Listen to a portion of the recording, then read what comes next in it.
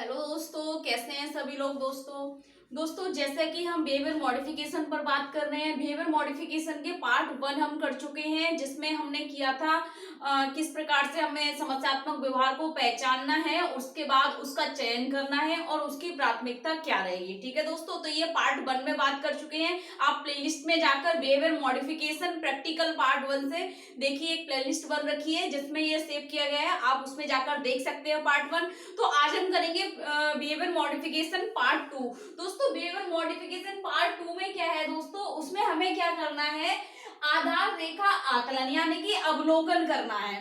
तो आधार रेखा आकलन यानी कि ऑब्जर्वेशन ऑफ बेसलाइन। ठीक है दोस्तों, तो आधार रेखा के आधार पर हमने मतलब कि अवलोकन के आधार पर हमने क्या आकलन करना है, उस समस्यात्मक व्यवहार का जो बच्चा घटित कर रहा है। समस्यात्मक व्यवहार हो रहा है तो उस व्यवहार को हमने अवलोकित करना है, यानी कि अवलोकन करना है, या हम कहें देखभाल, उसकी देखभाल करनी है। किस प्रकार से वह कर रहा है, क्यों कर रहा है, क्या कारण है, ये जानना है। कितनी बार कर रहा है, किस समय कर रहा है। तो दोस्तों इस प्रकार से एक हमारे पास तालिका बनी हुई है।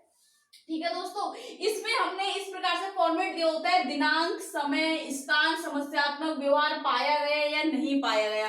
तो इस आधार रेखा के आकलन में हमने अवलोकन करना है, इस आधार रेखा के आधार पर। ठीक है, कैसे करना है हमने अवलोकन के आधार पर, किस प्रकार से, जैसे सबसे पहले दे रखा है दिनांक, यानी कि जिस दिन हम बच्चे के साथ कार्य कर रहे हैं।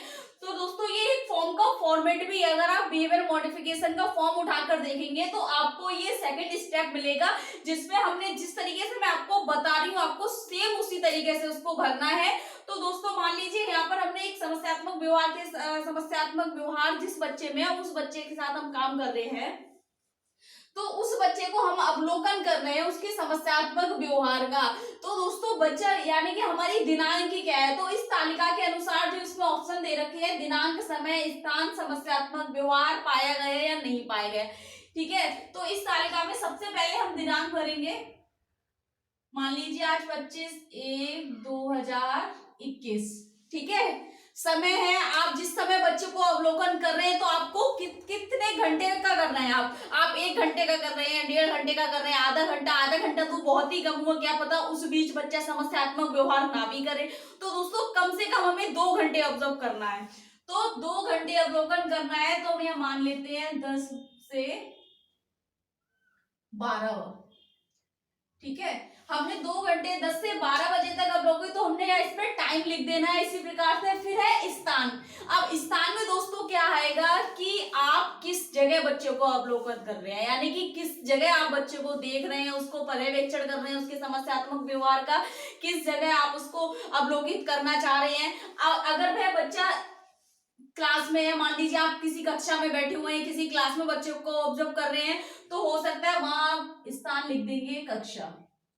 एक चीज और दोस्तों, कक्षा में कभी कभी बच्चा क्या करता है, टीचर के डर से आपको समस्यात्मक व्यवहार देखने को ना मिले, तो कोई अन्य जगह भी आप उसके समस्यात्मक व्यवहार को अवलोकित कर सकते हैं। जैसे मॉर्निंग टाइम हो गया, असेंबली का हो गया, या हम कह सकते हैं मैथ्स में ले जाकर हम जिस टाइम में लंच कर रहे हैं, ठीक है, या रेस्ट चल रहा है, या कोई गेम चल रहा है, या किसी एक्टिविटी के दौरान, तब भी हम ऑब्जर्व कर सकते हैं। ठीक है, उसके बाद तीसरा है दोस्तों, समस्यात्मक व्यवहार पाया गया नहीं पाया गया। अब हम इनमें ये देखना है कि 25 तारीख को 10 बजे से लेके 12 बजे तक क्लास में जो एक्टिविटी चल रही थी या बच्चे जहां बैठे थे, वहां समस्यात्मक व्यवहार पाया गया या नहीं पाया गया। अगर पाया गया तो आप लिख देंगे यहाँ पाया गया। ठीक है, आपने कुछ नहीं करना है, ना कि समस्यात्मक व्यवहार लिखना है, आपने बस ये लिखना है पाया गया या नहीं पाया गया। ठीक है, उसके बाद सेम हमने दूसरे दिन क्या करना है, डेट और अपना टाइम। अब हम टाइम चेंज कर देंगे। ठीक है, हमने टाइम चेंज कर दिया, यहां पर 9 से 11:30 कर दिया। ठीक है, अब हम कहाँ करेंगे उसको, यानी कि जहां पर प्रैक्टिस पीटी हो रही है कक्षा में या कहां पर, तो हम कर देंगे हॉल, या फिर जहां पीटी करा रहे हैं, फिजियोथेरेपी हो रही है, तो हम यहाँ कर देंगे पीटी रूम। ठीक है दोस्तों, फिजियोथेरेपी रूम में हो रही है। और अगर समस्यात्मक व्यवहार पाया गया नहीं पाया गया, मान लीजिए यहाँ नहीं पाया गया, तो हम लिख देंगे नहीं पाया गया। ठीक है, जरूरी नहीं है वो समस्यात्मक, हो सकता है यहाँ नहीं कर रहा है, फिजियोथेरेपी चल रही है वहां या जो भी है जिस कारण नहीं कर रहा है, तो हमने उसमें वहां लिख देना है। मतलब हमने बस ये करना है, जिस डेट पे हमने करना है, जिस दिन भी जा रहे हैं उस दिन की डेट हमें याद रखनी है, 27/1/2021। अब हमने यहाँ टाइम चेंज कर दिया, ठीक है, क्योंकि क्या है यहाँ नहीं पाया गया, अब क्या पता कोई और जगह पाया जाए, कक्षा में पाया गया, ठीक है, फिजियोथेरेपी रूम में नहीं पाया गया जहाँ पीटी चल रही थी, एक्सरसाइज हो रही थी। अब हमने यहाँ टाइम चेंज कर दिया, हम यहाँ कर देंगे लंच टाइम में, ठीक है, ठीक है, लंच टाइम में हमने कर दिया यहाँ पर। अब यहाँ पर पाया गया या नहीं पाया गया, जो भी अगर उसका समस्यात्मक व्यवहार उसने किया तो लिख देंगे पाया गया, ठीक, और नहीं पाया गया तो हम लिख देंगे नहीं पाया गया। अब क्या है, इसी प्रकार से हम एक्टिविटी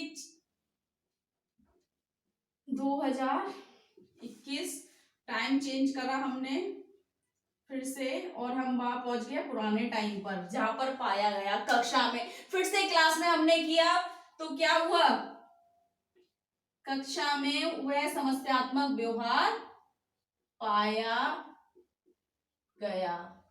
इस अंतराल में हमें, इस आधार रेखा में हमें देखने को मिल रहा है बेस लाइन पे कि इसमें क्या हो रहा है, फिजियोथेरेपी रूम में नहीं पाया गया। क्यों नहीं पाया गया, इसका कारण हो सकता है क्योंकि फिजियोथेरेपी रूम में, क्योंकि एक तो हमारे फिजियोथेरेपिस्ट होते हैं, दूसरा हेल्पर होता है, तीसरा फिजियोथेरेपिस्ट के असिस्टेंट्स होते हैं, चौथा एक वो पेशेंट जिसके साथ फिजियोथेरेपी चल रही होती है, यानी 4 से 5 लोग अडल्ट लोग पाए गए वहां। इसलिए हो सकता है बच्चे ने डर की वजह से समस्यात्मक व्यवहार नहीं करा, ठीक है। उसके बाद दोस्तों फिर हमने टाइम चेंज करना है अपना,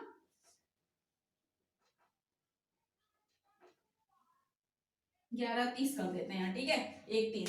अब क्या है दोस्तों, कक्षा में ही है, अब यहां पर क्या हो रहा है कि पाया गया या नहीं पाया गया, कक्षा में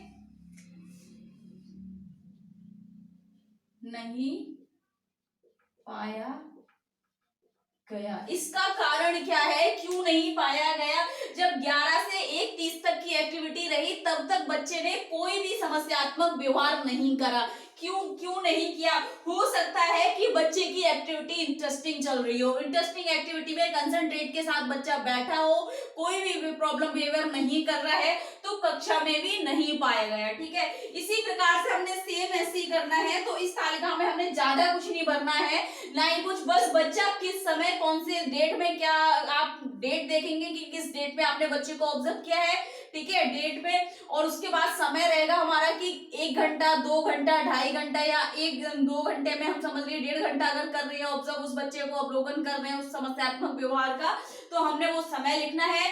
स्थान कोई भी हो सकता है, कक्षा हो सकती है, असेंबली के टाइम में हो सकता है, खेल का मैदान भी हो सकता है, मैथ्स में भी लंच के टाइम में हो सकता है, या किसी भी थेरेपी वाले रूम में किसी सेक्शन में हो सकता है, या आते जाते घर से बाहर, स्कूल से बाहर, रास्ते में, किसी भी टाइम जहां पर बच्चा कर रहा है आप उस स्थान को लिख देंगे। जरूरी नहीं है मेरे हिसाब से, आप जिस हिसाब से अपने बच्चे को ऑब्जर्व कर रहे हैं, जो भी आपका, जिस पे आप केस स्टडी कर रहे हैं, ठीक है दोस्तों, आप उस पर लिख देंगे। यहाँ पर अगर बच्चे का समस्यात्मक व्यवहार पाया जाता है तो उसको लिखेंगे, नहीं पाया जाता है तो उसको लिखेंगे, अदरवाइज इस पे कोई निगेटिव मार्किंग ऐसे नहीं करनी है कि यहाँ पर नहीं पाया गया, बस नहीं पाया गया या पाया गया, आपको 2 शब्दों में यहाँ पर लिखना है, समस्यात्मक व्यवहार पाया गया, नहीं पाया गया, ठीक है। अगर यहाँ पर नेगेटिव अगर मार्किंग ना कहे तो ठीक है, अगर यहाँ पर हमने ऐसे कर दिया, ये कह रहा है नहीं पाया गया, पाया गया, या तो हम ऐसे कर सकते हैं इसको, ठीक है, यहाँ पर हम नहीं करेंगे क्योंकि यहाँ पर इस तरीके से नहीं पाया गया, और यहाँ पर नहीं पाया गया तो इस पे कर देंगे, और ये कट, ठीक है, इस तरीके से भी कर सकते हैं। और वरना हम पाया गया और नहीं पाया गया, पाया गया तो यहाँ लिख देंगे, और नहीं पाया गया तो इधर हम टिक कर देंगे, ठीक है। आपके हिसाब से जैसे ही इंस्टीट्यूट आपको जो भी देता है इंस्ट्रक्शन की, आपको इस तालिका को किस तरीके से बनना है, लेकिन मेरे हिसाब से अगर जो सबसे अच्छा तरीका यही है, पाया गया या नहीं पाया गया, तब आपको ये लाइन खींचने की जरूरत नहीं है इसमें, और फॉर्म में बस इतना ही दे रखा है, आपने पाया गया या नहीं पाया गया इतना ही लिखना है आपको, ठीक है दोस्तों। पाया गया।